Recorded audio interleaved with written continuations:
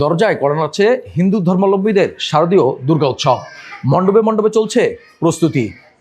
এবারের শারদীয় দুর্গা উৎসব বর্ণিল করে তুলতে সাতক্ষীরার কলারোয়ায় পাটের আঁশ দিয়ে তৈরি করা হয়েছে প্রতিমা।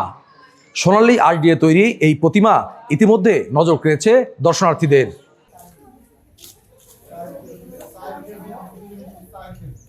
লক্ষাধিক টাকা ব্যয়ে 4 জন ভাস্কর প্রায় 3 মাস কাজ করে এই প্রতিমাটি তৈরি করেছেন।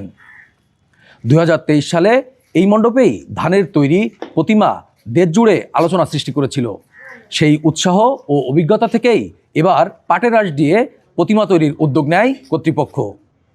আমরা প্রতি বছর এখানে নিত্য নতুন কিছু তৈরি করার চেষ্টা করি। তারই ধারাবাহিকতায় 2023 সালে আমরা ধানের প্রতিমা করছিলাম। সেই ধানের প্রতিমা করার পরেই এখানে অসংখ্য দর্শনার্থী ঢল নামে। সেই চিন্তাধারার মাধ্যম থেকে আমরা এবছর 2025 সালে এসে আমরা আরও নতুন কিছু তৈরি করার চেষ্টা করি। এই যে পাট শিল্প বাংলাদেশের বৈদেশিক মুদ্রা অর্জনকারী ফসল, এই সোনালী আঁশ দিয়ে আমরা এবার প্রতিমা করছি। প্রতিমা করতে টোটালি আমাদের 3 মাস মতো সময় লাগছে। 4 জন কারিগর শিল্পী তারা অক্লান্ত পরিশ্রম করে প্রতিমার কাজ শেষ করছে। প্রতিমার কাজ শেষ হওয়ার পরপরই এখানে অসংখ্য দর্শনার্থী এখন থেকে আসা শুরু হয়ে গেছে এবং পুজোর সময় আরও অসংখ্য দর্শনার্থী দর্শন ঢল নামবে। 2023 সালের মতো আমরা এটা আশা করছি। ওদের স্বপ্ন পূরণে পাশে থাকতে পেরে আমরা গর্বিত। আগামী 28 সেপ্টেম্বর থেকে শুরু হবে শারদীয় দুর্গা উৎসব। তবে এর আগে থেকেই প্রতিমাটি দেখতে ভিড় করছেন দর্শনার্থীরা।